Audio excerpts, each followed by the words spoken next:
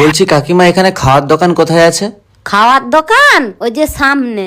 আমি তো এখানে নতুন, জানি না, চলো না একটু দেখিয়ে দিবে। ঠিক আছে চলো তাহলে দেখিয়ে দিচ্ছি। ঠিক আছে, বসো। कुछ हो गया कुछ पहली पहली। এই দোকানটায় খেয়ে নাও যা খাওয়ার। তুমি একটা খাও। না না খাবনি। আরে একটা খাও না। তোমার চোখে একটা কি লেগে আছে। ঠিক আছে, আমি এখন আসি তাহলে। আচ্ছা যাও।